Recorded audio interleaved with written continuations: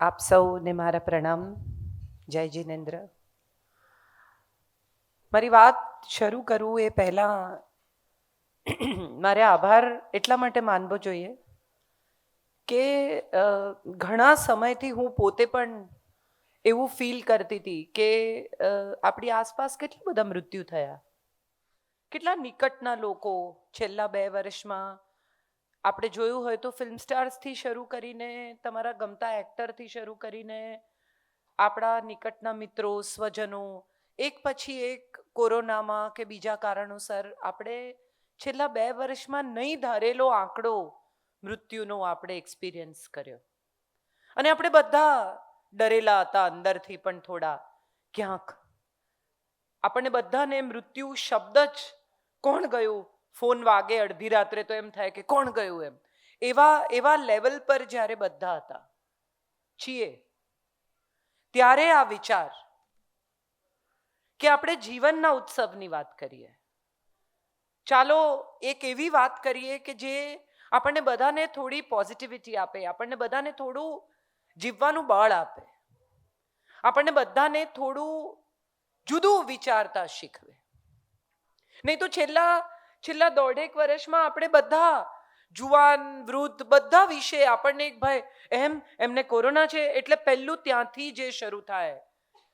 અને રોજ તમને રાત્રે ગભરામણ થાય, રોજ તમને રાત્રે તમારા સ્વજનોને તો નહીં થાય ને એવા વિચારો આવે, મને તો નહીં થાય ને એવા વિચારો આવે. અને એમાંથી આપણે ફરી એકવાર જીવન તરફ ગતિ કરી રહ્યા છીએ. ત્યારે આ કાર્યક્રમ બહુ રાઈટ ટાઈમ સૂઝ્યો છે. આપણે બધા થોડું જુદું વિચારતા થઈએ, બહુ રસપ્રદ વાત છે એવું મને લાગે છે. ભયમાંથી નીકળીએ. આમ તો તમે બાળક જન્મે ને એને હાથમાં ઉંચકો ને પહેલું, ત્યારે જ તમને ખબર હોય કે મરી જવાનું છે, હા કે ના? જે મિનિટે તમે, જે ક્ષણે માના ઉદરમાંથી બાળક આવે ને એને તમે હાથમાં ઉપાડો, એ મિનિટે જ તમને ખબર છે કે આ મરી જવાનું છે. એમ આઈ રાઈટ? અને તો આપણે જન્મનો ઉત્સવ કેમ ઉજવીએ છીએ? આપણે એ જ ક્ષણે કેમ નથી રડવા માંડતા કે અરે રે આ તો મરી જશે? કારણ કે એની પાસે એક આખી જિંદગી છે જે એને ઈશ્વરે આપી છે, જે એને પ્રભુએ આપી છે, જે એને કુદરતે આપી છે, કોરા કાગળ જેવી જિંદગી. હવે એના પર એ શું લખશે એ તો એને પોતે નક્કી કરવાનું છે, આપણે થોડું નક્કી કરવાનું છે. અને એવી કોરી સરસ મજાની જિંદગી જ્યારે આપણા હાથમાં આવે ત્યારે એનો ઉત્સવ કરવો જોઈએ. કોઈક વાર એવું થાય કે ડાયરીના અમુક પાના તમે ખોટા લખી નાખો. છોકરાઓ બધી ખોટી નોટ્સ લખીને લાવે કે ખોટું લખે, ખોટા દાખલા ગણે, તો તમે શું કરો? એટલા પાના જવા દો ને એને એમ કહો કે ચાલ નવેસરથી ફરી લખ. તો મને એવું લાગે છે કે જિંદગી પણ નવેસરથી ફરી લખી શકાય છે. જે પાના ગયા એનો અફસોસ કરવાને બદલે જે કોરા રહ્યા છે એની ગણતરી કરીએ. That is what I think life is all about. મોટા ભાગના લોકોને મેં એવા જોયા છે કે જે શું નથી થઈ શક્યું ને એને વિશે બહુ દુઃખી છે. તમે કેટલી બધી 40-45 વર્ષની સ્ત્રીઓને મળો તો એવું કહે તમને કે હું તો બહુ વક્તૃત્વમાં સારી હતી ને, હું તો બહુ સારું ગાતી હતી ને, હું તો બહુ સારી પેઇન્ટર હતી ને, હું એથ્લેટ હતી ને. પછી તો કે પછી લગ્ન થઈ ગયા. હસી શકાય, આ ઉત્સવ છે. બધા ગંભીર થઈ જશો તો એમનો આઈડિયા જ ફેલ થઈ જશે, એટલે એવું નહીં કરતા. તો પછી લગ્ન થઈ ગયા. લગ્ન થઈ ગયા તો શું થઈ ગયું? પતિ ગયું કે છે. લો સાંભળો, પતિ ગયો નહીં, પતિ આવ્યો. પણ મજાની વાત એ છે કે જે વર્ષો આપણી પાસે બાકી છે એને ઉત્તમ રીતે કેવી રીતે જીવી શકાય, એવો દાખલો આપણને બધાને શાંતિભાઈ આપીને ગયા છે. મેં એમના વિશે સાંભળ્યું તો મને સમજાયું કે કોઈ પણ ઉંમર નવું શીખવાની ઉંમર હોય છે. મોટા ભાગના લોકો તમને એમ કે હવે મને આ સ્માર્ટફોન વાપરતા નથી આવડતો, આ છોકરાઓ શીખવાડતા નથી, હું આઈપેડ નથી વાપરી શકતી, હું કમ્પ્યુટર નથી વાપરી શકતી, હું આમ નથી કરી શકતી. અને હું એવા કેટલા વડીલોને ઓળખું છું કે જેમના બાળકો વિદેશ રહેતા હોય અને 60, 65, 70 વર્ષની ઉંમરે વિડીયો કોલ કરીને છોકરાઓ સાથે વાત કરતા શીખે. કેમ? તો કે પેલા ગ્રેન્ડ ચિલ્ડ્રન સાથે વાત કરવી છે. So it is so interesting that the grandchildren makes the grandparents learn something for them. આ કેટલી મજાની વાત છે કે તમે 70 વર્ષની ઉંમરે વિડીયો કોલ કરતા કે મેજિક ડાયલ કરતા શીખો ને તમને પણ મજા આવે, એને પણ મજા આવે, ઈમેલ લખતા શીખો. તો મને હંમેશા એવું લાગ્યું છે કે નવું શીખતા રહેવું જોઈએ. એ બહુ મજાની વાત છે, અને નવું શીખવામાં જીવવાનું પણ શીખવું જોઈએ. મેનોપોઝનો સમય આવે ને એટલે મેં મોટા ભાગની સ્ત્રીઓને જોઈ છે કે વજન વધે ને પછી હવે કોના માટે ઉતારવાનું? કોઈના માટે જીવો છો? તમે તમારા માટે જીવો છો. તમને સારા નથી લાગવું અરીસામાં? મિરરથી મોટો સ્ત્રીનો કોઈ દોસ્ત જ નથી. એ દિવસનો કેટલો બધો સમય મિરરની સામે વિતાવે છે. તો એનો અર્થ એમ થયો કે મિરર એક અરીસા, તમે હમણાં મને કોઈકે જોક મોકલ્યો છે બહુ ઇન્ટરેસ્ટિંગ, કે એક ભાઈ એક મકાનમાંથી બહાર નીકળીને ખૂબ હસવા માંડ્યા મોટે મોટેથી. એટલે બીજા ભાઈએ એને પૂછ્યું કે શું થયું? તો કે મેં એક બેનને અંદર પૂરી દીધા છે. તો કે એમાં હસવા જેવું શું છે? તો કે મેં એને 50 સાડી, 50 જ્વેલરીના સેટ, મેકઅપનો આખો મેકનો સેટ બધું આપીને અંદર પૂરી દીધા છે. તો કે એમાંય હસવા જેવું શું છે? તો કે એક પણ અરીસો નથી. આ બધાનું એ કરશે શું? એ તૈયાર થઈને જોશે ક્યાં? તો this is what I feel કે જિંદગી છે ને એ મિરર જેવી છે. તમે જુઓ, તમે જેટલી વાર એની સામે ઊભા છો ને એટલી વાર તમારું પ્રતિબિંબ ઝીલે છે. તમે ત્યાંથી ખસી જાઓ ને તો મિરર તમારી પાછળ નથી દોડતો, એ ખાલી ઊભો રહે છે નવું પ્રતિબિંબ આવે એની પ્રતીક્ષા કરીને. So life is also like that કે તમારું પ્રતિબિંબ છે ત્યાં સુધી જિંદગી છે. તમે ખસી ગયા તો હમણાં નવું પ્રતિબિંબ આવશે. જે ગયું છે એનો ઉત્સવ ઉજવવાની આ વાત મને એટલા માટે બહુ જ સ્પર્શી ગઈ. અને મેં મારા દીકરાને ગઈકાલે કહ્યું, મેં કીધું મારી પાછળ આવો ઉત્સવ કરજે. આઈ એમ સો હેપી. કોઈ શોક સભા કરતા નહીં, કોઈ રડતા નહીં. ઉલટાના મારો જે શોખ છે સાડીઓ, એ બધી આટલી મેં ભેગી કરી છે. જેટલી સ્ત્રીઓ આવે બધાને એક એક આપજે આનંદથી, અને એમને કહેજે કે અમારી માએ બધી દુનિયાભરમાંથી ભેગી કરેલી ઉત્તમ કલેક્શનની સાડીઓ છે, તમને આમાંથી જે ગમે લઈ જાઓ. તો એને ઉત્સવ કહેવાય, જેનું નામ જ શાંતિભાઈ છે. તમે વિચાર કરો કે જન્મ્યા ત્યારે જ કોઈ ઇન્ડિકેશનમાં કોઈક રીતે કોઈ સિક્સ્થ સેન્સથી એમના માતા પિતા એમનું નામ શાંતિભાઈ પડ્યું, કારણ કે શાંતિ આપવા જ આવ્યા. What a wonderful thought came to my mind કે જે એને કામ કરવાનું છે એ જ નામ મળ્યું એમને. અને હમણાં બેન કહેતા હતા, એ મેં સાંભળ્યું ત્યારે મને એ પણ સમજાયું કે એક એવો અતૂટ પરિવાર કે બાળકને ખબર જ ન હોય કે મારી સાચી મમ્મી કોણ છે. આ 3 મમ્મી ને 3 પપ્પા. તો એ બાળકો પણ કેટલા નસીબદાર કે જેમની પાસે આટલા બધા સ્નેહનો વરસાદ કોન્સ્ટન્ટ થયા કરે. મારો એક ફ્રેન્ડ છે પટેલ, એ જોઈન્ટ ફેમિલીમાં રહે છે. એને ત્યાં હમણાં દીકરો જન્મ્યો અને ઘણા વર્ષો પછી, હું માનું છું 25 વર્ષે એમના ઘરમાં નાનું બાળક આવ્યું છે. તો એ 1.5 વર્ષનું છોકરું આમ તેમ ફરતું હોય, કોક પકડીને જમાડી દે.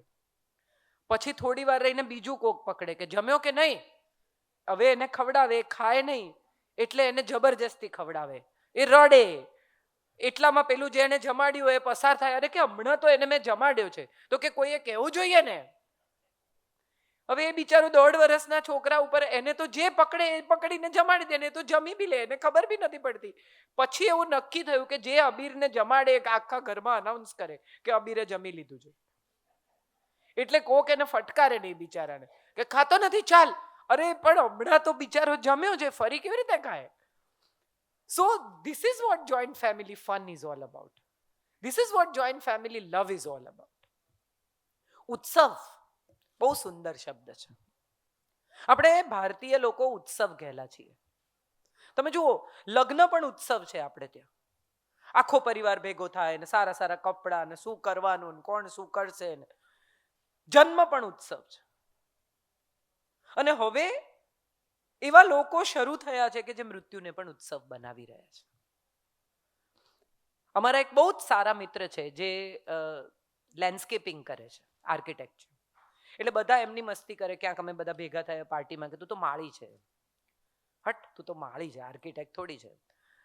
તો એક દિવસ એમણે બહુ સરસ વાત કહી કે આ જે ફૂલ હું ઉગાડું છું ને એ તમે જન્મ્યા ત્યારે પણ હતા, તમે પરણ્યા ત્યારે પણ હશે, તમે સુખી થશો ત્યારે પણ ફૂલ હશે, તમે દુઃખી થશો ત્યારે પણ ફૂલ હશે, તમારા જન્મ દિવસે પણ ફૂલ હશે, તમારી એનિવર્સરી પર પણ ફૂલ હશે, અને છેલ્લે તમે ગુજરી જશો ને ત્યારે પણ ફૂલ તો હશે જ. હું માળી નથી, હું તો તમારી જિંદગીમાં જોડે ચાલું છું.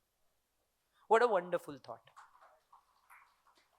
So that is what I want to talk to you. ઉત્સવ. સૌથી પહેલો આવે છે યુ, અનકન્ડિશનલ. ઉત્સવમાં શરતો ના હોય. તમે આમ કરો તો હું આમ કરીશ, તમે પ્રેમ કરશો તો હું પ્રેમ કરીશ. એ પ્રેમ નથી, એ બાર્ટર છે. તમે પ્રેમ કરો કે ન કરો હું કરીશ. એ રાધાનો પ્રેમ, એ મીરાનો પ્રેમ. કે તું તારા રસ્તે જા ને, હું તને પ્રેમ કરીશ.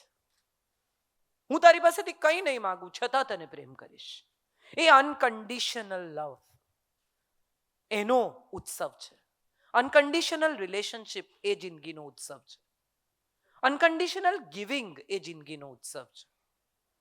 કારણ કે તમે મારા કામમાં આવવાના છો માટે હું તમને કંઈ કરું તમારે માટે? નો. સુનિલભાઈનો ફોન આવ્યો ત્યારે મેં એમને કહ્યું, મેં કીધું સુનિલભાઈ મને 1 કલાક આપો, મારે સાંજે વેબિનાર છે, હું આગળ પાછળ કરીને તમને ગોઠવી આપું. એમણે મને એટલું જ કહ્યું કે આ મારા માટે કરવાનું છે. અમે વર્ષે 1 વાર કે 2 વાર વાત કરતા હઈશું. એવું તો છે નહીં કે રોજ અમે શું ચાલે છે સુનિલભાઈ, બાકી બીજું આવી કોઈ વાત અમે કરતા નથી. અને છતાં અમારી મિત્રતા અકબંધ છે, અનકન્ડિશનલ. એમને મારી પાસેથી કંઈ નથી જોઈતું, મને એમની પાસેથી કંઈ નથી જોઈતું, ને છતાંય આ મિત્રતા અકબંધ છે. એમનો ફોન આવે તો હું ગમે એટલી બિઝી હોઉં તો ઉપાડું, મારો ફોન હોય તો એ ગમે એટલા બિઝી હોય તો ઉપાડે. હું અમદાવાદ હતી ને મારો દીકરો બીમાર પડ્યો ને ત્યાં પાછળ માટુંગા હોસ્ટેલમાં જ રહેતો હતો, ને મેં એમને ફોન કર્યો, મેં કીધું બહુ તાવ છે તથાગતને, તો કે હું કરું છું. એમની દીકરી ગઈ, લઈ આવી, ડોક્ટરને બતાવીને પાછી મૂકી આવી. તો મને લાગે છે કે આ એક unconditional friendship, unconditional relationship, unconditional love, unconditional giving, unconditional bond, એનો ઉત્સવ થવો જોઈએ જિંદગી. શરતથી તો બધા કરે, તમે મને આમ આપશો તો હું તમને આમ આપીશ, તો એ તો વ્યાપાર છે. તમે મને કંઈ આપો કે ન આપો હું તમને આપીશ, તમે મને ચાહો કે ન ચાહો હું તમને ચાહીશ. આ મહારાષ્ટ્રમાં આટલી સ્કૂલો કરી એમણે, એ બાળકોને તો ખબર બી નહીં હોય કે શાંતિભાઈ કોણ છે. એ છોકરાઓ ભણી ગણીને ક્યાં જિંદગીમાં પહોંચશે એમને કદાચ ખબર પણ નહીં હોય કે કોણ શાંતિભાઈ, આ સ્કૂલ કોણે બંધાવી. એમને કોઈ રિટર્નની અપેક્ષા નહોતી, એમણે કર્યું unconditionally. So I feel that you is for unconditional. આપણે બધા છે ને જિંદગીમાં એવું 45-50 વર્ષ સુધી એવું વિચારીને સંબંધ રાખીએ છીએ કે આ કોક દિવસ કામ લાગશે. એમણે હમણાં કહ્યું કે માણસની જેટલી ઓળખાણો, જેટલી પહોંચ, એટલો માણસ મોટો.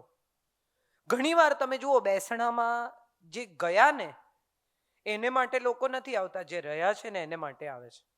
આઈએએસના ફાધર ગુજરી ગયા હોય તો ટોળું ભેગું થઈ જાય, એમએલએના ફાધર ગુજરી ગયા હોય તો ટોળું ભેગું થઈ જાય. પણ એક ગરીબ રિક્ષાવાળાના ફાધર ગુજરી ગયા હોય ને જો તમે જાઓ ને તો એ સાચો સધિયારો છે. તમારા ડ્રાઈવરને ત્યાં કંઈ થયું હોય ને તમે જો જઈને ઊભા રહો ને તો એ સાચો સધિયારો છે. બાકી મોટા માણસને ત્યાં તો બધા જાય જ.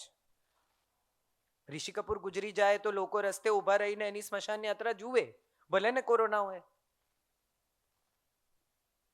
પણ કોઈ એક એવો માણસ કે જેને કોઈ નથી ઓળખતું એ ગુજરી જાય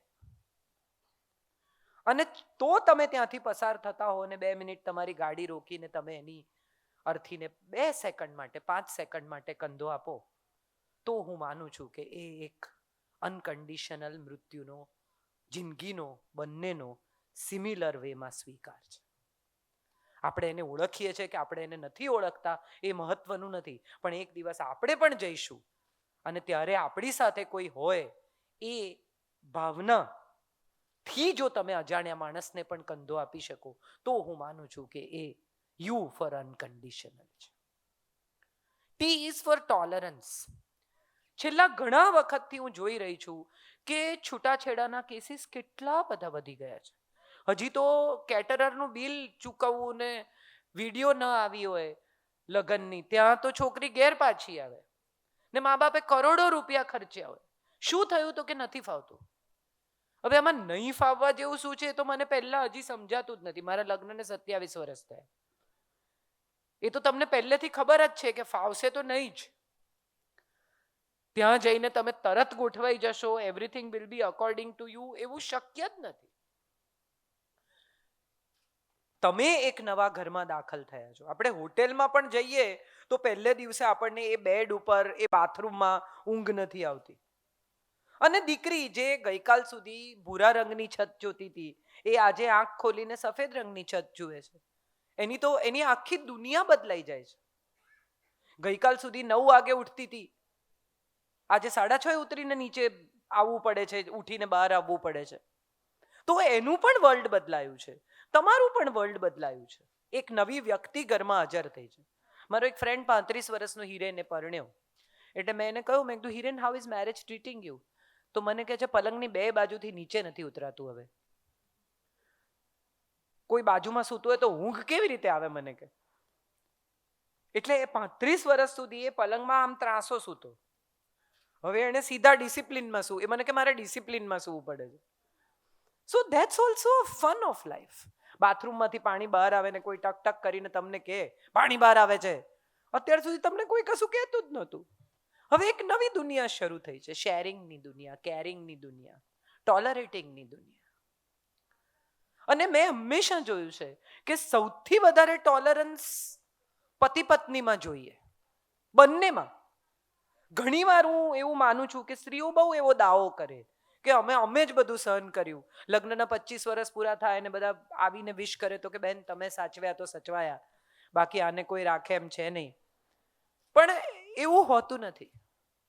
મારે ખરેખર આજે અહીંયા બેઠેલી સ્ત્રીઓ વધુ છે માટે પણ એ કહેવું છે કે 40 વર્ષ પુરુષ ટિફિનમાંથી જમે છે કારણ કે એનો પરિવાર ગરમ જમી શકે. આપણે કોઈ દિવસ એ વાત ઉપર ધ્યાન આપતા નથી કારણ કે પુરુષને પોતે શું કરે છે ને એ કઈ બતાવવાની ટેવ નથી. એ જવાબદારી માનીને પોતાના પરિવારને સુખી કરવા માટે પ્રયાસ કરે છે. 6 એસી હોય ઘરમાં, પણ એ 6 કલાક પણ ન સૂતા હોય એવું બને. અને એનો પરિવાર સુખી થાય, એના બાળકો સુખી થાય, એ પોતાના બાળકોને બધું આપે, પત્ની માટે સારામાં સારી વસ્તુઓ ખરીદે. તમે વિચાર કરો, તમે કોઈ 4 પુરુષોને બપોરે મોલમાં એકલા રખડતા જોયા? હા કે ના? અને સ્ત્રીઓને?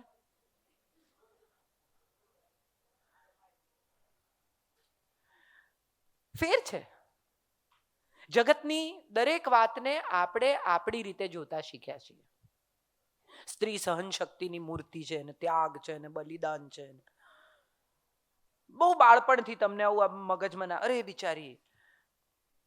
હવે મને એવું ધીરે ધીરે અનુભવે અને લોકોને મળતા મળતા સમજાયું છે કે બેમાંથી કોઈ બિચારું નથી.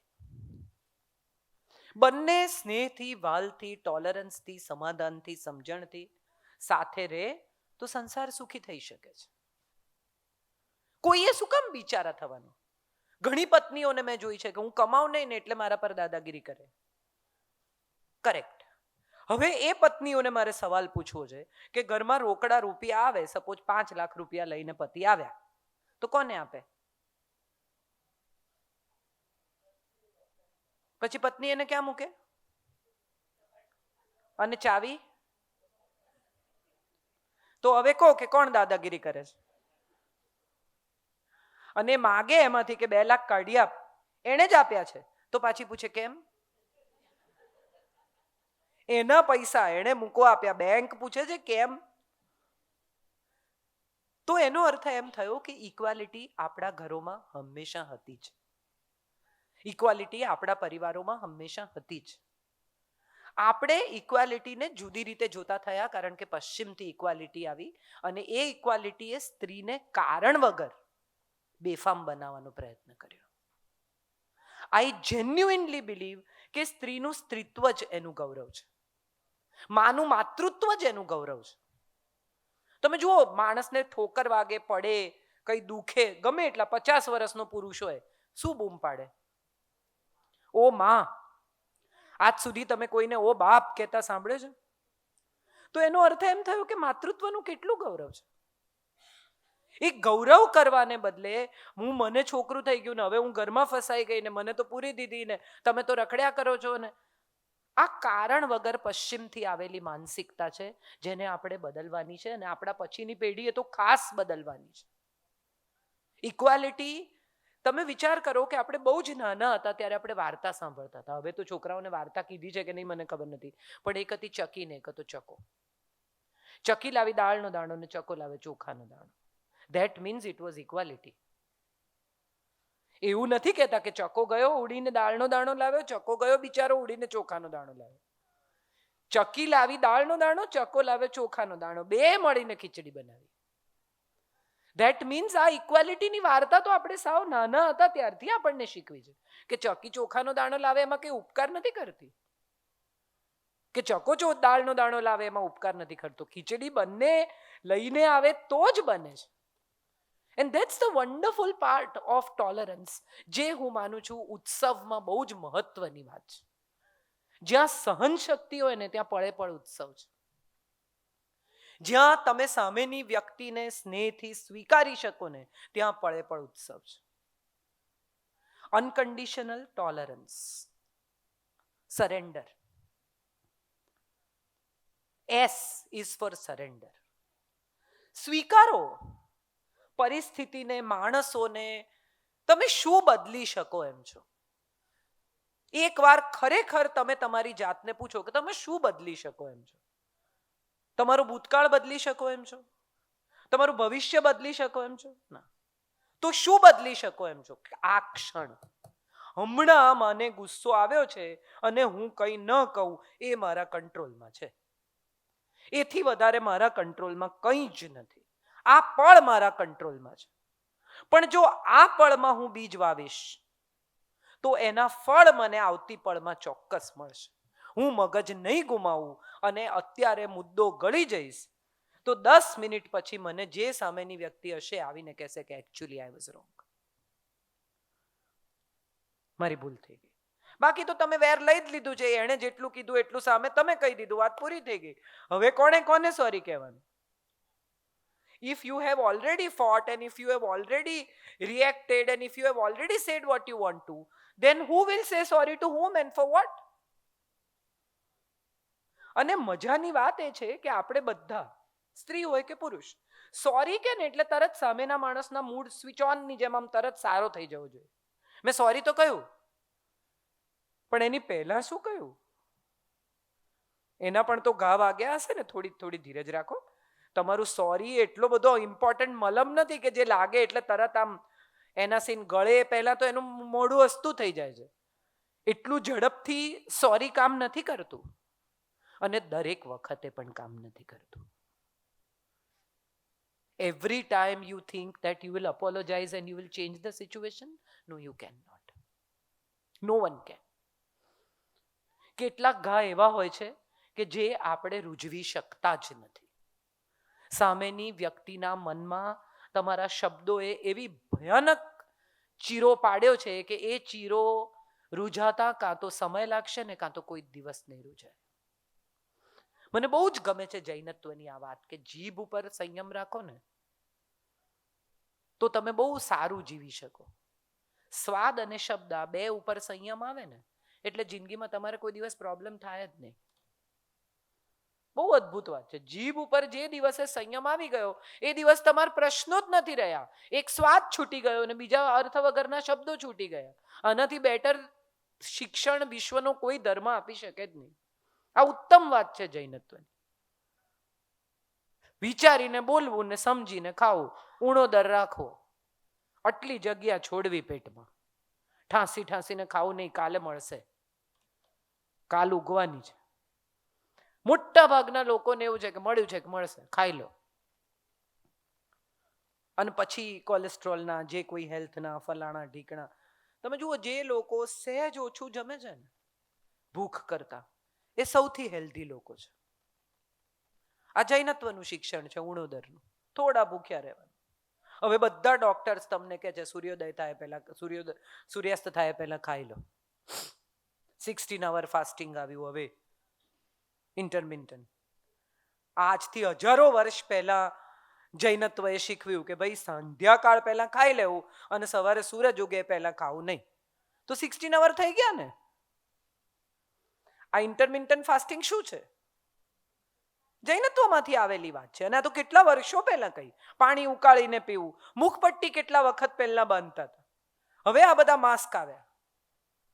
કેટલા વર્ષો પહેલા, સદીઓ પહેલા કહ્યું કે મુખપટ્ટી બાંધો ભાઈ, તમારા જમ્સ બીજાને ના લાગે, બીજાને તમને ના લાગે.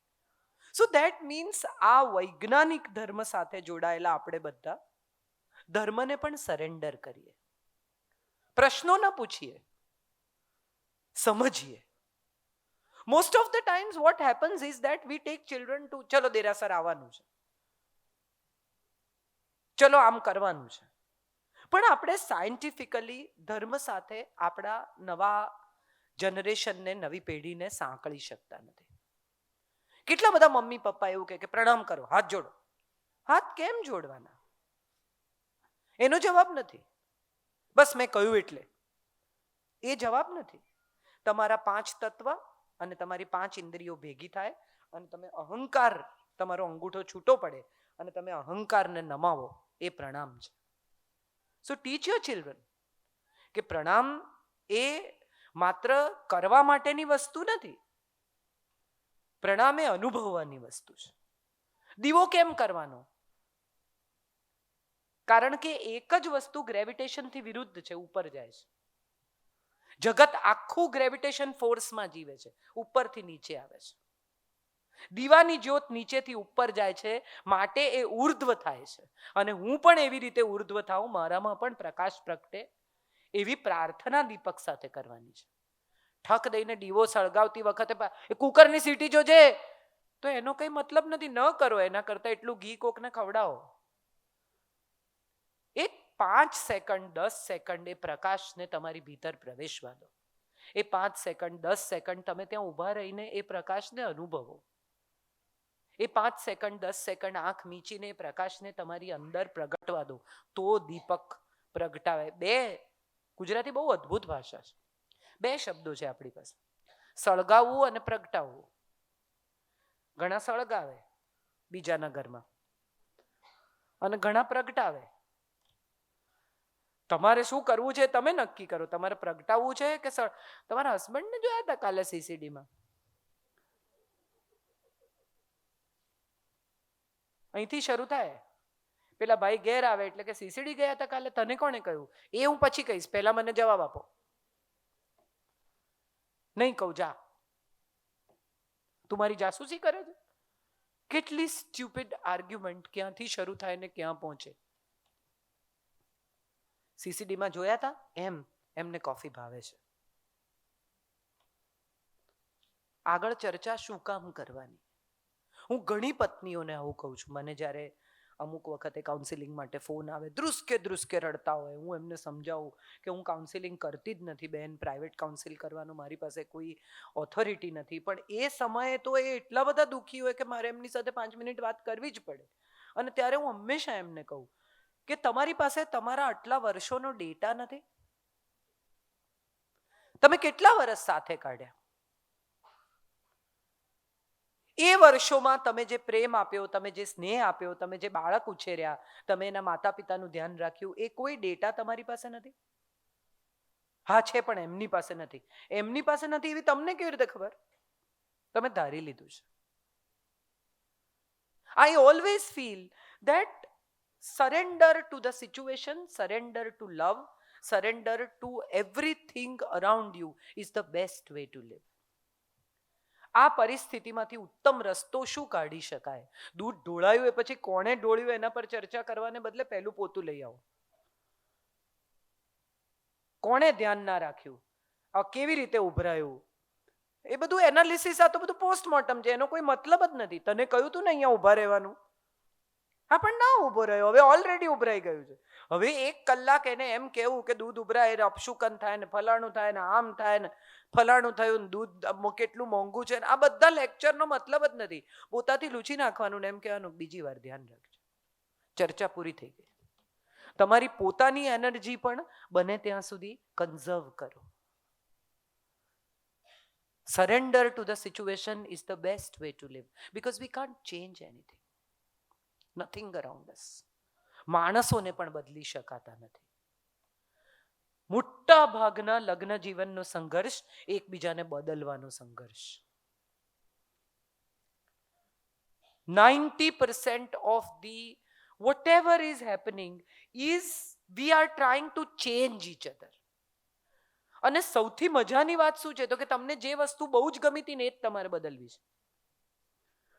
એવો કેવો બેફિકર જેવો હતો, મોડો આવતો હતો, વાળ આમ રાખતો હતો, કેવો સરસ લાગતો હતો, ત્યારે પ્રેમ થઈ ગયો.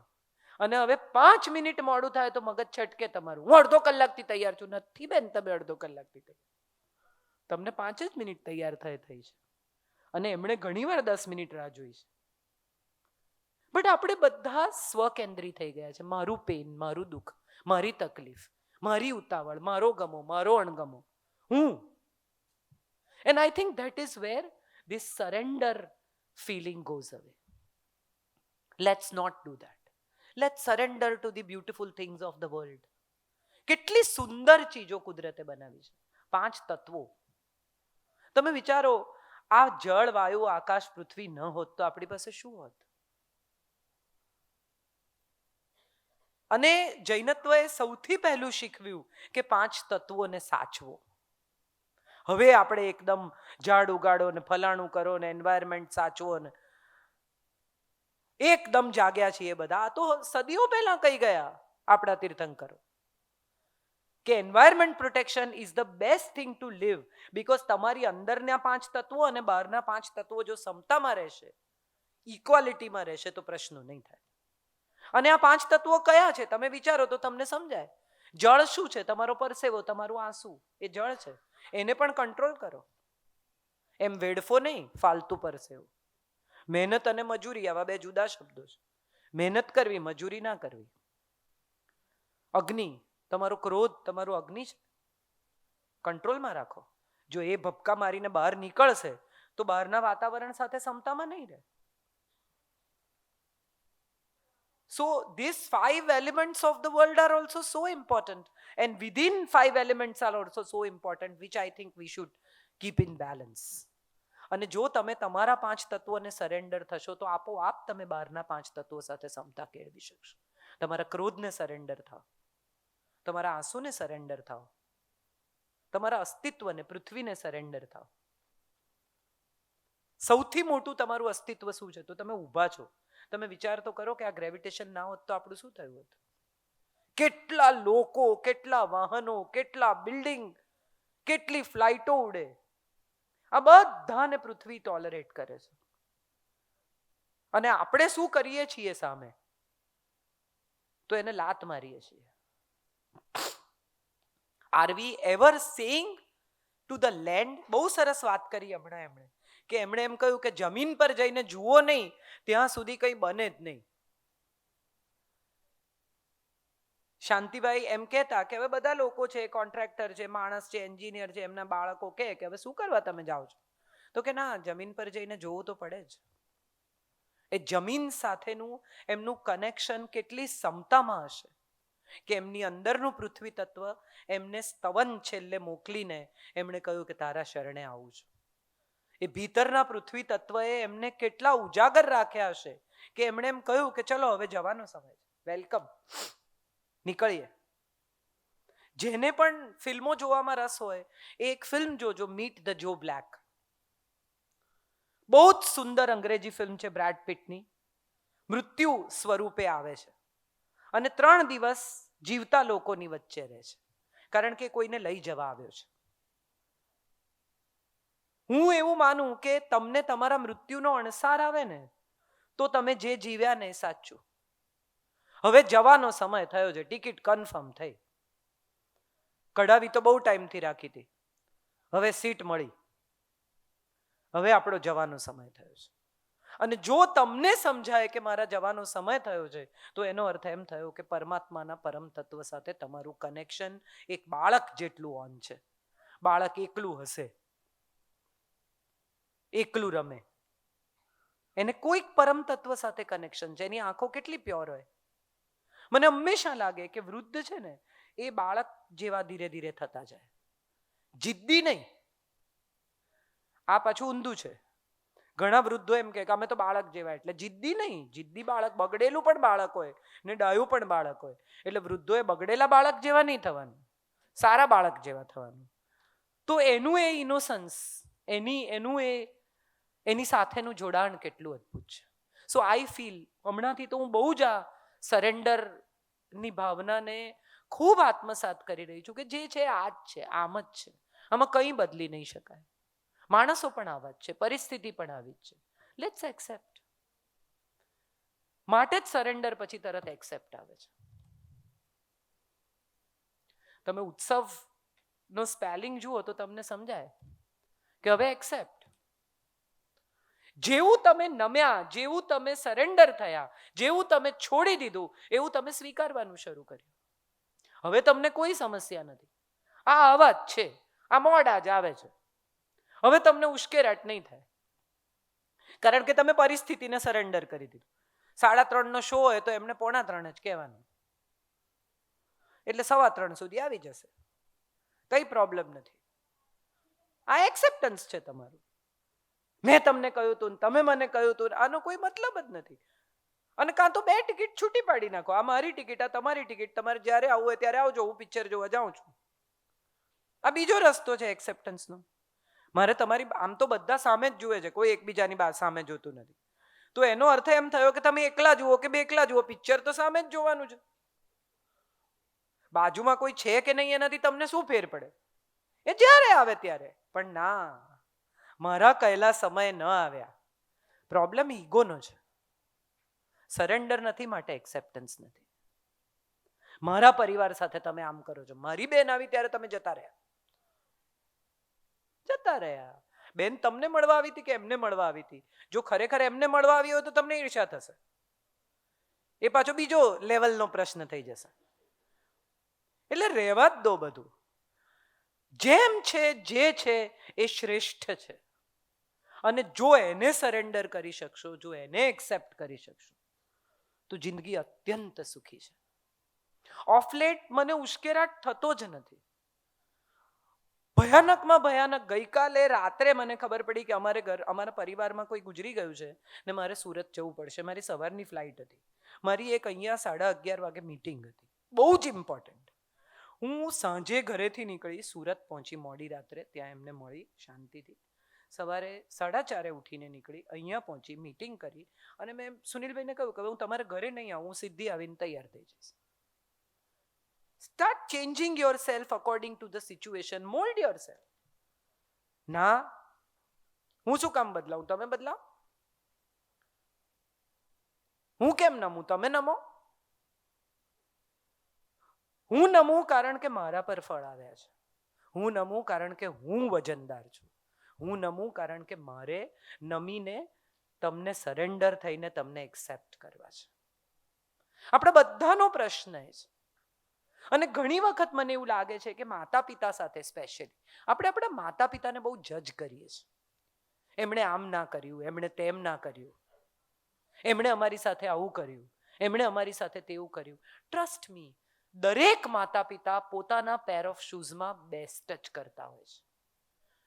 આપણે આપણા ચશ્માથી, આપણી નજરથી, આપણી પેઢીથી જોઈએ છે, માટે આપણને લાગે છે કે ધીસ વોઝ નોટ રાઈટ. પણ એમણે એમના સમયમાં એમની સમજણ પ્રમાણે અને એમના સ્નેહ પ્રમાણે સાચું જ કર્યું છે. ડોન્ટ જજ your parents, never. You have no right two જજ યોર પેરેન્ટ્સ. વિશ્વના કોઈ માણસ પાસે એવો અધિકાર નથી કે પોતાના માતા પિતાને જજ કરે. નહીં તો રામ કહી શક્યા હોત ને, જા ભાઈ જા, તે તારી બૈરીને વચન આપ્યું તું, હું શું કામ આવું? એમાં મારે લેવા ન દેવા, તું કર તારું. પણ એણે એના પિતાને જજ નથી કર્યા. 5 પાંડવોની વાત કરીએ તો તમને સમજાય કે કોઈ એમના પિતાના પુત્ર નહોતા. એક ધર્મરાજના, એક ઇન્દ્રના, એક વાયુના, 2 અશ્વિની કુમારોના પુત્રો. એટલે કોઈ પાંડુના પુત્રો તો હતા જ નહીં. એણે એની માને જજ થોડી કરી કે અમે ક્યાં અમારા બાપના છોકરા છીએ. ન કરી શકાય. એ અધિકાર તમારી પાસે છે જ નહીં, તમને આપ્યો જ નથી કુદરતે. never ever try to judge your parents, whether they were right or wrong, whether they were good or bad, whether what they have done is correct or not. Don't. Because તમે આ વિચારી શકો એવા તમને બનાવવાનું કામ જ એમણે કર્યું છે. તમે આટલા ઇન્ટેલેક્ચ્યુઅલ છો કે તમે આ જજમેન્ટની સીટ પર બેસી શકો, એ એમણે તમારા માટે ઊભું કર્યું છે. Who are you to judge them? અને કોઈ માતા પિતા પોતાના સંતાન માટે ખોટું કે ખરાબ કરે જ નહીં, કરી શકે જ નહીં. હા, તમને ખોટું કે ખરાબ લાગી શકે, એ તમારું પરસેપ્શન છે, એ એમનો ઈરાદો નથી. રજનીશ હંમેશા કહે છે કે I am responsible for what I am saying, not for what you understand. હું જે બોલું છું એને માટે હું જવાબદાર છું, તમે શું સમજો છો એને માટે હું કેવી રીતે જવાબદાર હોઈ શકું? સો શક્ય છે કેટલાક માતા પિતાએ કેટલીક કડકાઈ કરી હોય, ક્યારેક અમુક રીતે ક્રૂરતા કરી હોય, અમુક વખતે માર્યા હોય, તમને અન્યાય લાગ્યો હોય, પણ એ અન્યાય હોય નહીં, એ તમારા ભલા માટે જ વિચારીને કર્યું હોય જે કર્યું. So let us also understand that which is the most important part of it, કે આપણે સરેન્ડરની સાથે આ એક્સેપ્ટન્સ બહુ જ અગત્યનું છે. માતા પિતાનું, સંતાનોનું, મિત્રોનું, પતિ પત્નીનું સ્વીકાર. કેટલા બધી મમ્મીઓને હું આજકાલ જોઉં છું, નવી પેઢીની મમ્મીઓ એટલી બધી આમ હાઈપર થઈ જાય ને, એ લોકોને એમ થઈ જાય કે આ છોકરાઓ માનતા નથી ને આવી રીતે કરે છે ને, એ લોકો ફોનમાં જ હોય છે ને આમ જ હોય છે. પણ તમે વિચારો કે તમે તમારા સંતાન સાથે કેટલી વાત કરો છો? તમે માત્ર ઇન્સ્ટ્રક્શન આપો છો, વાત નથી કરતા. નાઈ લે, ખાઈ લે, ચલ ફોન મૂકી દે, ચલ ભણવા બેસ, ચલ તૈયાર થા. હોમવર્ક કર્યું? Have you ever sat down with your child and have you ever talked to your child? કે હું નાની હતી ને ત્યારે જ્યારે રોટલી વણતી હતી ને ત્યારે મારી ગોળ રોટલી ના થાય ને તો મમ્મી અહીંયા મારતી. આ વાત છે, ઇન્સ્ટ્રક્શન નથી, આ શેરિંગ છે. તમે જો ખરેખર ઈચ્છતા હો કે તમારી દીકરી એના બોયફ્રેન્ડ વિશે તમારી સાથે વાત કરે, તો દિલ ખોલીને એને કહો કે મને કોલેજમાં એક છોકરા પર સોલિડ ક્રશ હતું, પણ અમારા ટાઈમમાં તો વાત કરવાનું કંઈ હતું નહીં.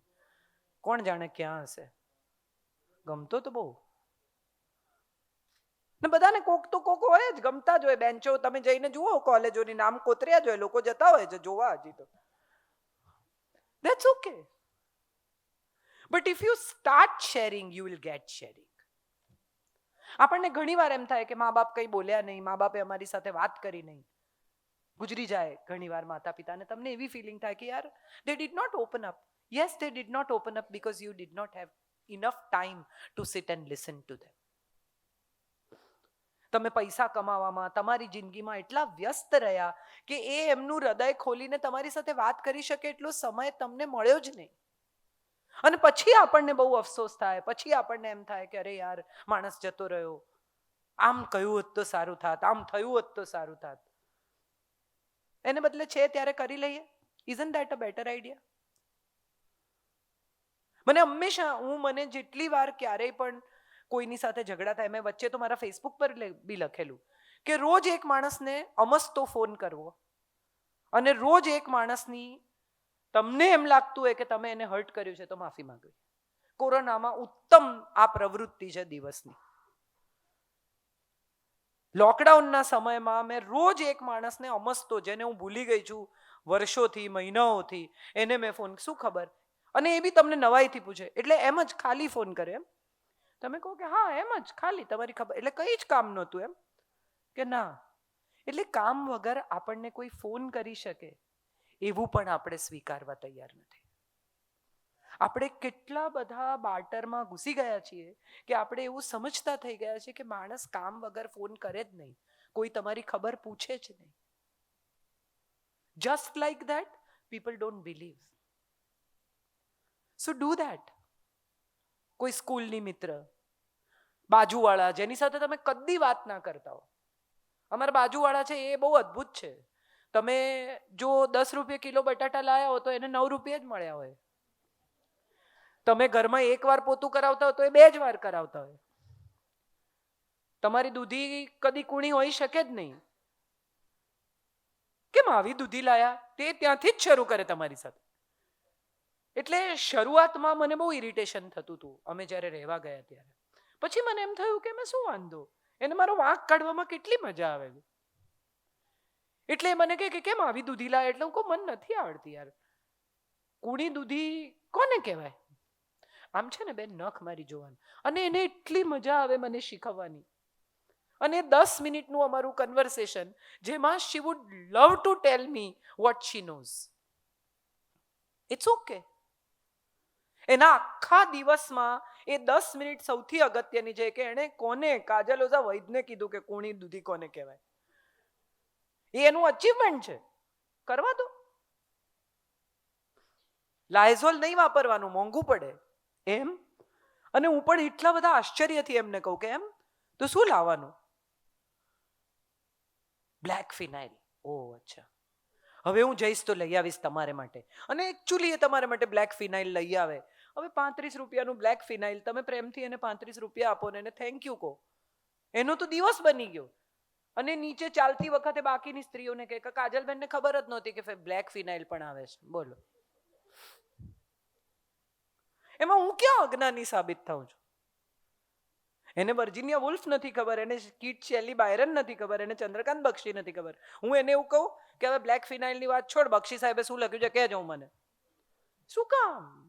એ ઈગોમાં પડવાનું જ કેમ? એક્સેપ્ટ કરવાનું, બહુ મજા આવે. અને જેવા તમે એક્સેપ્ટ કરવા માંડો ને એવા તમે મજા કરવા માંડો. પરિસ્થિતિની મજા લેવાની મજા આવે. તમને ખબર હોય કે સામેનો માણસ ધરાર જુઠ્ઠું બોલે છે, અને તમે જે નિરાંતે એની વાત સાંભળો ને, કેમ અચ્છા, એટલી મજા આવે તમને. તમને ખબર છે કે આ બિલકુલ દિલથી ફેંકે છે. એક ભાઈ એટલું બધું જુઠ્ઠું બોલે, એટલું બધું જુઠ્ઠું બોલે, તો એનો મિત્ર એને કહે છે કે ભાઈ જો યાર, હું તને કહી દઉં કે હું તને કોઈ પાર્ટીમાં મારી સાથે નહીં લઈ જાઉં, તું યાર બહુ ઘોટાળા કરે છે. તો કે નહીં કરું બસ, અને હવે હું સહેજ પણ જુઠ્ઠું બોલું ને તો તું આમ કોણી મારજે, એટલે હું તરત કંટ્રોલ કરી લઈશ. બોલાઈ જાય છે કે કઈ ચાલ, લઈ ગયો. બધા બેસીને વાતો કરતા હતા. એટલે બધા એકબીજાને પૂછતા હતા કે તમે શું કરો, તમે શું કરો. પેલા ભાઈને પૂછ્યું કે તમે શું કરો, તો કે મારા ચાના બગીચા છે. એટલે એના ફ્રેન્ડને ફાળ પડી કે અરે બાપરે. એટલે બીજાએ પૂછ્યું, હજી તો પેલો કોણી મારે પહેલા બીજાએ પૂછ્યું કે કેટલો વિસ્તારમાં હશે, તો કે 200 કિલોમીટર. હવે આ જે મિત્ર લઈ ગયેલો એને ગભરામણ થઈ ગઈ કે આ બહુ મોટો પ્રોબ્લેમ થશે, એટલે એને આમ કોણી મારી. તો કે 2 ફૂટ પહોળા, 200 કિલોમીટરની 2 ફૂટની પટ્ટીમાં એના ચાના બગીચા છે. એટલે ઘણીવાર એવું થાય કે તમે એમને વાત વાળી લેતા પણ એટલી સરસ રીતે ના આવડે, તમે કરી જ નાખો ગડબડ. તો શું એમાં એ ગડબડને હસીને મજાથી ટાળી ના શકાય? સામેનો માણસ જુઠ્ઠું બોલે છે એવું સાબિત કરીને આપણે માત્ર આપણા ઈગોને પેમ્પર કરીએ છીએ. એમાં આપણને બીજું કંઈ મળતું નથી, કારણ કે એને પણ ખબર જ છે કે જુઠ્ઠું બોલે છે. મજા આપણને એ આવે છે કે આપણે સાબિત કરી દીધું કે તમે જુઠ્ઠા છો. એને બદલે મજા લો દિલથી. આવા 2 ફૂટ પહોળા કહે તો કે આ જોરદાર કહેવાય, ઇન્ટરેસ્ટિંગ. આવા બગીચા મેં જોયા નથી, આપણે જઈશું કોક વાર. તમને શું ફેર પડે? તમારે ક્યાં જવું છે એના બગીચા જોવા? પણ મજા આવે કારણ કે તમે એ વાતને એક્સેપ્ટ કરો છો. Accept it. ઘણી વાર એવું થાય કે સાસુ, હજી મને લગ્નને 27 વર્ષ થયા, મને ઘણી વાર મમ્મી એવું કહે કે 2 મુઠ્ઠી દાળ ને 1 મુઠ્ઠી ચોખા, આપણે કુકર મૂકી દો ને. હવે આ 27 વર્ષે મને ખબર જ છે કે અમારા ઘરમાં કોણ કેટલું ખાય છે. પણ હવે એ ટેવાયેલા છે અને એ મને એમ કહે છે તો હું ખબર છે મને હવે આટલું નહીં બોલું તો નહીં ચાલે. હું નહીં બોલું આટલું, ખબર છે મમ્મી આ રોજ શું કહો છો, આટલું જ નથી બોલવાનું. બાકી કરવાનું તો એ જ છે, 2 મુઠ્ઠી દાળ ને 1 મુઠ્ઠી ચોખા. બોલીને પણ કરવાનું છે, નહીં બોલીને પણ કરવાનું છે. Avoid, accept, she is like that. એ તમને ઇન્સ્ટ્રક્શન આપે છે તો આપે છે. મમ્મી તમને એમ કે વેતા વગરની છે ને અક્કલ વગરની છે ને કોઈ કામ ઠેકાણાથી નથી કરતી તો તમને ખરાબ નથી લાગતું, પણ સાસુ તમને સાવ નમ્રતાથી એમ કે આપણા ઘરમાં આમ નથી કરતા તો કે મને ટોકે છે. એ પણ માં છે, સ્વીકારી લો. એ આવી માં છે. એ તમારા પતિની માં છે એટલો જ ફેર છે, પણ માં તો છે જ. નવી નવી બહુ પરણીને આવી હોય ને તો ટીંડોળા સમારતી હોય, એટલે મમ્મી કહે કે ટીંડોળા નહીં ખાય, એટલે ફણસી નહીં ખાય, ગવાર નહીં ખાય, કઈ બી એમ. પેલી બિચારી સમારતી હોય, સાંજે બનાવે શાક અને પેલો આવે ઓફિસથી ચૂપચાપ ખાઈને ઊભો થઈ જાય. મમ્મીને લાગી આવે કે મારા હાથે ના ખાધું, તારું ખાધું. એકચ્યુઅલી માએ તો ખુશ થવું જોઈએ કે 25-26 વર્ષમાં જે પોતે ન કરી શકી એ આણે 25 દાડમ કરી નાખ્યું. લીલું શાક ખાતો કરી દીધું. થેન્ક યુ કહો જઈને વહુને કે યાર જોરદાર, યાર તે તો કમાલ કરી. ના, ઈગો પ્રોબ્લેમ છે. મારા કીધે નહીં, તારા કીધે ખાધું. ના કરો, એક્સેપ્ટ કરો. એ અલગ પોઝિશન છે, આ અલગ પોઝિશન છે. શું કામ બે સ્ત્રીઓ એકબીજાની પોઝિશનને કારણ વગર ઇન્ટરપ્ટ કરે છે, શું કામ ડિસ્ટર્બ કરે છે? એક્સેપ્ટ કરો. એની પોઝિશન જુદી છે, એને જન્મ આપ્યો છે. તમારી પોઝિશન જુદી છે, તમે જન્મ આપવાના છો. એક કુળ વધુ છે ને એક કુળ માતા છે. શું કામ બે જણાને તમે ડિસ્ટર્બ કરો છો? આપણે કારણ વગર, કોઈ કારણ વગર ઈગોની એવી લડાઈમાં ઉતરી જઈએ છે કે જે કદી પૂરી થતી જ નથી. So acceptance is the best thing in the world, that if we can learn that, you are the happiest in the world. ઘણા લોકોને એમ કે પેલી કેટલી જાડી છે તો બી કેવા કપડાં પહેરે. તમારું શું ગયું? તમારે લેવા દેવા શું એની સાથે? પણ આપણે કહેવું પડે, તું આમ નહીં ને આમ પહેરતી હોય તો એને ખરાબ લાગ્યું. એને બદલે એને જે કરવું હોય એ કરે. તમે એટલા નજીક હો તો ખૂબ શાંતિથી, ખૂબ સ્નેહથી કહેવાનું કે તું બહુ ટાઈટ કપડાં પહેરે છે ને તો કોઈ યાર નથી સારું લાગતું, જસ્ટ ચેક યોરસેલ્ફ. પણ આપણને મજા શેમાં આવે છે કે આપણે 4 જણની વચ્ચે કહીએ કે અચ્છા લુઈ વિતોનું પર્સ વાપરે, ક્યાંથી લાવી? ઓ ડુપ્લિકેટ. એનું હોય તો ડુપ્લિકેટ, તમારું હોય તો ઓરિજિનલ. શેને માટે? એક્સેપ્ટ કે એનું પણ ઓરિજિનલ, તમારું પણ ઓરિજિનલ. એને ભાન નથી. એને શું કામ ભાન નથી? તમને ભાન છે. We all do this. Somewhere or the other, we all do this. I also must have done it. But now I have learned this, કે no comments for anybody. મારે કોઈના વિશે કંઈ કહેવું જ નથી. દરેકને એક્સેપ્ટ કરવા છે. આ અવાજ છે. અને આ પ્રક્રિયા અઘરી છે પણ બહુ અદ્ભુત છે. બહુ મન શાંત થઈ જાય છે તમારું. તમે જ્યારે કોઈને બદલવાનો સંઘર્ષ છોડી દો છો ને ત્યારે દરેક માણસ આપમેળે બદલાવા માંડે છે. કારણ કે એ માણસને એવું સમજાઈ જાય છે કે આને આ નથી ગમતું. પેલું રોજ સવારે ઉઠીને તમે એમ કહો કે આ ચાના કપના ચકરડું અહીંયા પડે છે, આ ચાના કપનું ચકરડું અહીંયા પડે છે, એને બદલે નીચે કોસ્ટર મૂકતા હો તો કોસ્ટર મૂકતા હો તો એ નહીં મૂકે કોસ્ટર. ચાલો એવું તમને લગ્નના 5 વર્ષે, 7 વર્ષે, 10 વર્ષે સમજાઈ ગયું, તમે કોસ્ટર સાથે ચા આપો. It's a simple process. But we want him to learn. Coaster ન કેમ વાપરે? એની માએ કંઈ શીખવ્યું નથી. માના જમાનામાં કોસ્ટર હતા જ નહીં, ત્યારે ચકરડા જ હતા. આ ફેશન નવી છે. અને માં બિચારી આવીને ચૂપચાપ પોતાથી ચકરડા લૂછતી હતી. એણે કોઈ દિવસ કોઈને કીધું નથી. હવે આ કોસ્ટર તમને મૂકવું છે તો તમે શીખવો, અને ન શીખવી શકતા હો તો મૂકો. સિમ્પલ. પણ આપણે આ કરી શકતા નથી. આપણને દરેક વાતમાં સમસ્યા છે. આપણને દરેક વાતમાં સામેની વ્યક્તિને બદલવાની ઈચ્છા છે, અને સામેની વ્યક્તિને બદલવી એટલે સંઘર્ષમાં પ્રવેશવું. સો એક્સેપ્ટ કરો. અને છેલ્લી વી ઇઝ અ વિક્ટરી. જો તમે અનકન્ડિશનલી ટોલરેટ કરી, સરેન્ડર કરીને એક્સેપ્ટ કરી શકો તો વિક્ટરી તમારી જ છે. આમાં ક્યાંય કશે પણ ઉત્સવ મને હંમેશા લાગ્યું છે કે unconditional tolerance, surrender and accept, then you are the winner by all means. કોઈ આવીને તમારી શાંતિ જો ડિસ્ટર્બ ન કરી શકે તો એનો અર્થ એમ થયો કે તમે તમારા પર વિજય મેળવ્યો છે. અને જો તમે તમારા પર વિજય મેળવ્યો છે તો એટલું સમજી લો કે તમે જગત પર વિજય મેળવી ચૂક્યા છો. તમે બેસીને શાંતિથી પ્રતિક્રમણ કરતા હો અને કોક નાનું છોકરું રડતું હોય, પતિ પત્ની લડતા હોય અને તમારા પ્રતિક્રમણમાં જો ડિસ્ટર્બન્સ ના થાય તો એમ માનજો કે તમારું પ્રતિક્રમણ સાચું. અને જો તમારું ધ્યાન ત્યાં હોય તો ઊભા થઈ જજો કે અત્યારે રહેવા દો, મારે નથી કરવું. તમે સામયિકમાં બેઠા હો અને તમને એમ થાય બેલ વાગ્યો તો એ સામયિક નથી, માત્ર બેઠા છો તમે એક જગ્યાએ. પણ એ બેલ વાગે છે, કોણ ખોલે છે, કોણ આવ્યું છે, કશાયમાં જો તમારો રસ નથી ને તમે જો એ 48 મિનિટ આપી શકો છો તો એમ માનજો તમારું એક સામયિક 100 સામયિક બરાબર છે. તમે 8 સામયિક કરો ને 8 સામયિકમાં તમારું મગજ એમ હોય કે આ પેલું કુકરની 3 વિસલ વાગી એ ધીમો કરજે, ફલાણાનું આ ધીમો ના કર્યો, અને આ ચોળી ઝીણી સમારતી નથી ને ફલાણાનું આમ છે ને હવે આ ટિફિન ભર્યું નહીં હોય, જવા દો, ન કરો. કારણ કે ઈશ્વર પણ અનકન્ડિશનલ એક્સેપ્ટન્સ માંગે છે. એને પણ જોઈએ છે કે બધું છોડીને મારા શરણમાં આવો.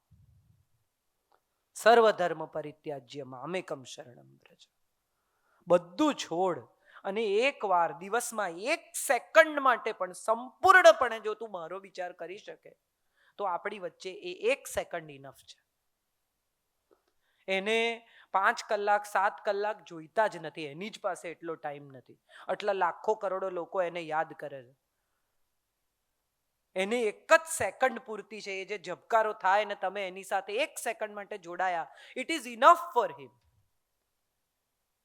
પણ આપણે તો કેટલી જગતભરમાં આપણું મગજ ફરે છે.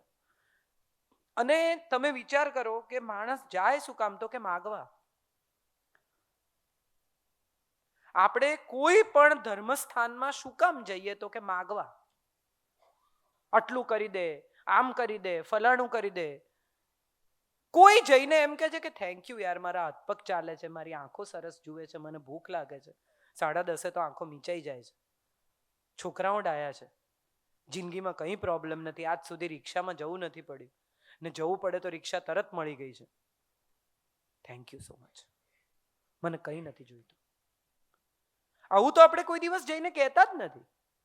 તમે વિચાર કરો કે તમારો એક પડોશી હોય, રોજ સવારે 9, 9:30 નાહી ધોઈને તમારે ઘેર આવી જાય અને પલાઠી મારીને ગોઠવાઈ જાય અને રોજ 2 કલાક તમારા ઘેર બેસી રહે, તમને કેવું લાગે? આપણે ભગવાન સાથે લગભગ આવું જ કરીએ. એની છાતી પર 2 કલાક બેસી રહીએ. નથી એને એટલું બધું તમારું કામ, એને એટલો ટાઈમ જ નથી. તમે 1 સેકન્ડ આપો પણ પૂરેપૂરી આપો. હમણાં જ એક દિવસ હું દ્વારકા દર્શન કરવા ગઈ ને સવારે મંગળાના દર્શન કરતી હતી ને પછી 6 વાગ્યામાં ડમ ડમ ડમ, મને એમ થાય આટલો અવાજ કરીને મને કોઈ ઉઠાડે ને હું લાફો માર દઉં.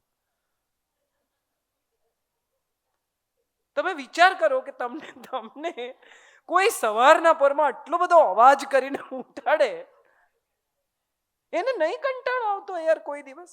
અરે ભાઈ આજે રવિવાર છે, નથી ઉઠવું મારે 6:30. તમારે મારા દર્શન કરવા છે એટલે મારે ઉઠવાનું? આ ક્યાંનો ન્યાય છે? પણ આપણે ઈશ્વરને પથ્થર માનીએ છીએ, એને મૂર્તિ જ માનીએ છીએ, એનું અસ્તિત્વ માનતા જ નથી. માટે આપણે મૂર્તિ સાથે ડીલ કરીએ છીએ, આપણે ઈશ્વર સાથે ડીલ કરતા જ નથી. જો ખરેખર ઈશ્વર સાથે ડીલ કરતા હોત ને તો આપણે જેમ આપણે વિચારી મારો ઈશ્વર મારા જેવો. હું એવું માનું છું કે મારા ઈશ્વરને ચોખ્ખાઈ ગમે છે, મારા ઈશ્વરને શાંતિ ગમે છે. અમારા ઘરની સામે હમણાં થોડા વખત પહેલા એક દિવસ કોરોનાના ટાઈમમાં જય હનુમાન જ્ઞાન ગુણ સાગર, આખી રાત એ લોકો હનુમાન ચાલીસા, 12, 12:30 વાગ્યા ને એટલે મેં પોલીસને ફોન કર્યો. મેં કીધું આ લોકો બહુ મોટા અવાજે વગાડે છે. એટલે પોલીસે આવીને કે માઇક વાઇક બંધ કરાયા અને બધું પત્યું ને પછી 3-4 દિવસ પછી એ લોકો કમિટી મને મળવા આવી. એ લોકોએ પૂછ્યું હશે કે કોણે આ બધું કર્યું, એટલે તો કે બેન આવું તમે કર્યું, કેટલું ખરાબ કહેવાય, આમ તેમ ફલાણું. મેં કીધું મારા પર ફોન આવ્યો હતો. તો કે કોનો? મેં કીધું હનુમાનજીનો. કે અવાજ બંધ કરાવો, મારે સૂઈ જવું છે. તમે વિચાર કરો કે આપણા દરેક પ્રસંગે આપણે ઘોંઘાટ કેમ કરીએ છીએ? ઈશ્વરની પ્રાર્થના તો અંતઃકરણમાંથી આવતી પ્રાર્થના છે. આપણે દરેક વખતે લાઉડ સ્પીકર પર કેમ પ્રાર્થના કરવી પડે? શાંત ચિત્તે મન શાંત કરીને એની સાથે અંદરના ઈશ્વર સાથે કેમ નથી જોડાતા? અને માટે કદાચ હું માનું છું કે ઈશ્વરે પણ આપણા તરફ જોવાનું બંધ કરી દીધું છે કે આ કકળાટિયા છે બધા. માટે આ જીવન છે ને એને શાંત કરો. પાણી જેટલું શાંત હોય ને એમાં બોટ ચાલે, નહીં તો રાફ્ટિંગ થાય, હોડી ન ચાલે. જેટલા શાંત થઈ જશો ને એમાં પ્રવાસ કરવાની બહુ મજા આવશે. એક દિવસ એક નદીમાં 2 પાંદડા પડ્યા ઉપરથી. ઝાડ હતું એના સૂકા પાંદડા. એક પાંદડું આડું પડ્યું ને એક ઊભું પડ્યું. જે આડું પડ્યું ને એણે એમ નક્કી કર્યું કે મારે આજે આ પ્રવાહને રોકી દેવો છે. જોઈ લઉં નદીમાં કેટલી તાકાત છે. અને અથડાય ને પછડાય ને કૂટાય ને આમ સંઘર્ષ કરે ને ગમે એમ કરીને આજે હું પ્રવાહને રોકું. અને બિચારું આમ હેરાન પરેશાન થઈ ગયું. ને પેલું જે સીધું પડ્યું હતું એણે નક્કી કર્યું કે આજે પ્રવાહને સમુદ્ર સુધી પહોંચાડવાની મારી જવાબદારી છે. એટલે આપણે પ્રવાહને લઈ જવાનું છે. એ શાંત ચિત્તે સમુદ્ર સુધી પહોંચ્યું. પ્રવાહને બંને પાંદડાથી કોઈ ફરક નથી પડ્યો. પણ જે પાંદડું સીધું પડ્યું હતું ને એ શાંતિથી પ્રવાહ સુધી પહોંચ્યું. ને જે આડું પડ્યું હતું ને પ્રવાહ સાથે લડવાનો પ્રયાસ કરતું હતું ને એને ભયાનક સંઘર્ષ વેઠ્યો અને છેલ્લે ગયું તો એ પણ સમુદ્રમાં જ, પણ ફેંકાયું. પેલાએ પ્રવાસ કર્યો. સો આઈ થિંક આપણે બધા પણ જો જિંદગીનો પ્રવાસ કરવા માંગતા હોઈએ ને, ફેંકાવા ના માંગતા હોઈએ, તિરસ્કાર ન સેવો એવું બધાને થાય. હું કોઈને ગમતી નથી આવું મેં કેટલી વાર સાંભળ્યું છે. એટલે ગમે છે તો શું કરે, તમને રોજ એક ચિઠ્ઠી લખે કે તું મને બહુ ગમે છે, આજે તારીખ ફલાણી, આજની તારીખે તું ગમે છે, કાલની તારીખે તું ગમે છે. રોજ સવારે આઈ લવ યુ કહીને ઓફિસ જાય તો જ આપણને એમ લાગે કે પ્રેમ કરે છે. મારી ફલાણી ફ્રેન્ડના હસબન્ડે તો એટલો સરસ વેલેન્ટાઇન ડે ના દિવસે હાર આપ્યો, વીંટી આપી. એણે વેલેન્ટાઇન ડે ના દિવસે આપ્યો, પેલા એ બિચારાએ કોઈ દાડો જોયા વગર આપ્યો.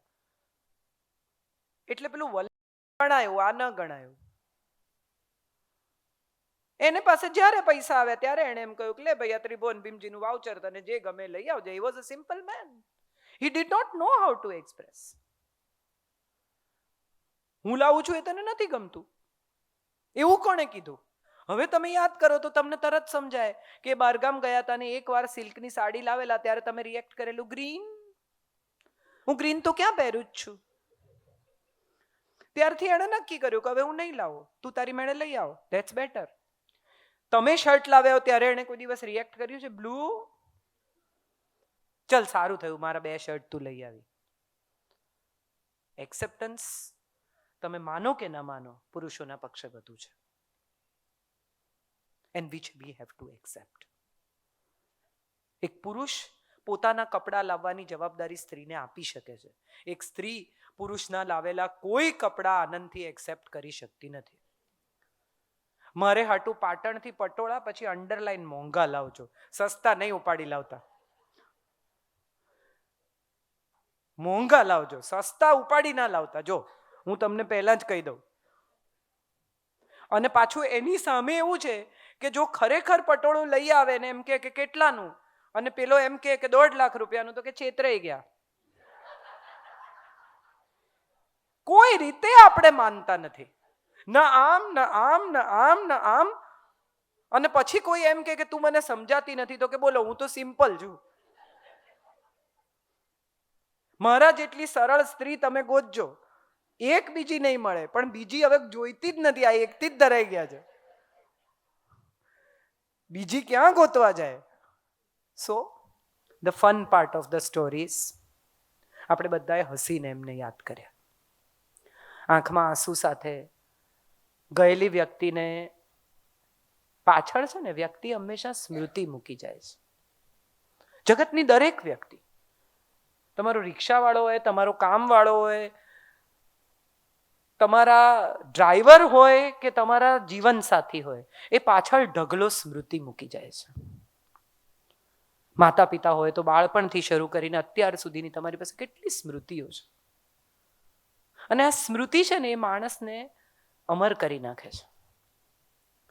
તમે જ્યારે આંખ મીચો ત્યારે તમારા માતા પિતાને યાદ કરીને, કે તમારા હસબન્ડને યાદ કરીને, કે તમારા સસરાને યાદ કરીને એને સજીવન જોઈ શકો. એ માણસ જાતને વરદાન છે. સ્મૃતિને સજીવન કરવાનું માણસ જાતને વરદાન છે. પણ છે ને સારી સ્મૃતિઓ સાચવવી, બાકીની ડિલીટ કરવી. જ્યારે એમને યાદ કરો ને ત્યારે ચહેરા પર સ્માઇલ આવે ને એવી બધી સ્મૃતિઓ સાચવી રાખવી. અને એમને યાદ કરો ને મનમાં સહેજ ખટાશ, કટુતા આવે ને તો ત્યાં ડિલીટનું બટન દબાવવું. કારણ કે હવે ગયા છે, હવે કશું સોલ્વ નહીં થઈ શકે. જો રિઝોલ્વ કરવાનું હતું તો એ જ સમયે બેસીને કરી લેવાનું હતું. પણ જો હવે નથી થઈ શક્યો, કેટલોક હિસાબ બાકી રહી ગયો છે, તો એ હિસાબ હવે માંડી વાળો. હવે એ હિસાબ માંડી વાળો. એમાંથી મુક્ત થઈ જાઓ. કારણ કે છે ને આપણે કોઈની પાસેથી 10 રૂપિયા બી લેવાના હોય ને તો આપણે એને જેટલી વાર જોઈએ ને એટલી વાર પેલા 10 રૂપિયા યાદ આવ્યા કરે કે આપતો નથી સાલો દર વખતે. અને તમે એકવાર મનમાંથી કાઢી નાખો કે આ 10 રૂપિયા ગયા ભાઈ, હવે આ આવવાના જ નથી, અને આપે ને તો બહુ હરખ થાય કે આપ્યા હો છેલ્લે. નહીં તો પેલું દર વખતે તમને એ જ યાદ આવે કે આ લેવાના છે. માંડી વાળો, પતી ગયો, હવે નહીં આવે. And if you can do that, again we come back to surrender and acceptance. And then you are a winner. તમારી પાસે માત્ર સારી સ્મૃતિઓ છે, તમારી પાસે માત્ર આનંદની ક્ષણો છે, તમારી પાસે માત્ર એવા સંભારણા છે કે જેને વિશે તમે વાત કરો તો તમારા ચહેરા પર સ્માઇલ જ આવશે.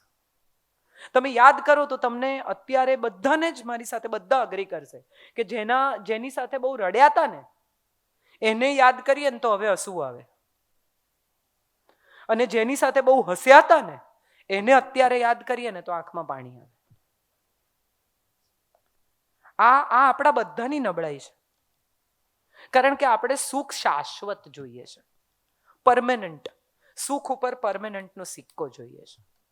અને કોઈ કલાક 60 મિનિટથી લાંબો નથી સાહેબ. તમે ગમે એટલો ખેંચો ને એ 60 જ મિનિટનો કલાક છે. તમે ગમે એટલા સુખી હો, તમે ગમે એટલી મજા કરતા હો, તમે ગમે એટલા આનંદમાં હો, એ કલાક 60 મિનિટનો છે. અને તમે ગમે એટલા મિઝરેબલ હો, તમે ગમે એટલા દુઃખી હો, તમે મરી જવા માંગતા હો, તો પણ એ કલાક 60 જ મિનિટનો છે. સો દેટ મીન્સ ટાઈમ તો સમતા જાળવે છે સુખ અને દુઃખ વચ્ચે.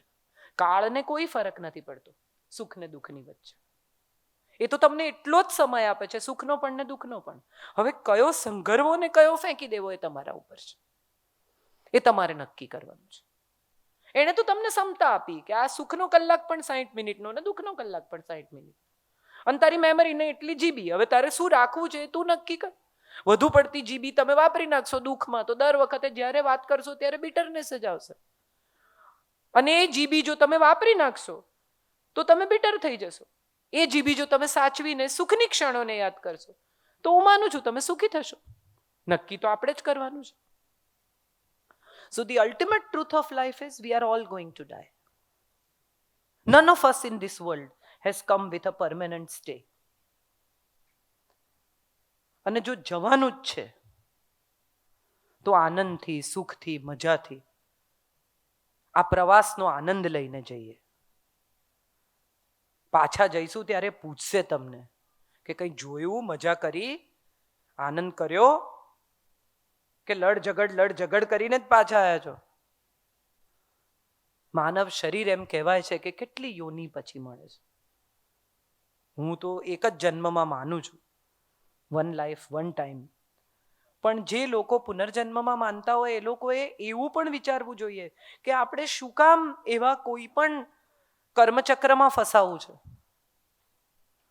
કે જે ચૂકવવા કે લેવા પાછા આવવું પડે, ફરી એને મળવું પડે. એક બહુ સરસ સંત મહાત્માએ કહેલું કે મળેલા જ મળે છે. તમને જે મળે છે એ મળેલા જ છે ક્યાંક. તમે ફરીને જેમ રાસમાં સામેની વ્યક્તિ તમારી સામે આવીને ઊભી રહે છે, એમાં ચક્ર છે વિશ્વનું. અને માટે જ કદાચ કૃષ્ણને રાસ સાથે જોડ્યા છે, કે બ્રહ્માંડનું ચક્ર જ એ છે કે સામે એ જ વ્યક્તિ થોડા સમયમાં પાછી આવે છે. તમે ઉપર ચડતા હો ત્યારે એ લોકોને યાદ રાખવા કે જે તમને મળ્યા હતા, કારણ કે ઉતરવાનું એ જ રસ્તે છે. એ તો ત્યાં જ ઊભા હશે. તમે ઉપર ચડ્યા નીચે ઉતર્યા, એ તો ત્યાં જ ઊભા હશે. જો તમે ઉપર જતા એની સાથે સારી રીતે વર્તશો તો તમે નીચે ઉતરતા હશો ત્યારે તમને હાથ આપશે કે આવો ભાઈ. So I have only this much to say કે એક જ જિંદગી છે, મહા મુશ્કેલી એ મળી છે. મોટા ભાગના વર્ષો આપણે અનનેસેસરી વાતોમાં, ઝઘડામાં, ઈગોમાં, અનએક્સેપ્ટન્સમાં, ઇન્ટોલરન્સમાં કાઢી જ નાખ્યા છે. હવે જે સમય આપણી પાસે છે એનો ઉત્તમ ઉપયોગ કરીએ. એફડી તોડીને વાપરવી નહીં. તમે તો બધા વણિકો છો. મૂડી નહીં તોડવાની. અને મૂડી આપણું સ્વાસ્થ્ય છે, આપણા સંબંધો છે, આપણો સ્નેહ છે ને આપણી શાંતિ છે. ને એમાંથી મળતું વ્યાજ એ આપણું જીવન છે. એટલે વ્યાજ વાપરો, મૂડી સાચવો. તમને તો કહેવાનું હોય નહીં, અમે તમારી પાસેથી શીખીએ. સો બહુ જ આનંદ થયો, બહુ સ્નેહ તમારો અને ડિસિપ્લિન તમારી અદ્ભુત છે. આટલા યુવાન છોકરાઓ બેઠા છે પણ કોઈ ઊભું નથી થયું. So I really appreciate the discipline and the love for Shantibhai, કે જેણે આટલા લોકોને અહીંયા ભેગા કર્યા છે. તમે મને સાંભળવા નથી આવ્યા, તમે એમને યાદ કરવા આવ્યા છો. So which is the best part of the story. આપણે સૌ એમને આનંદથી યાદ કરીએ. 2 મિનિટ બધા પોતાની આંખો બંધ કરો અને જે એમની સ્મૃતિ હોય એને આનંદથી વાગોળો. આપણે બધા જ બંધ કરીએ.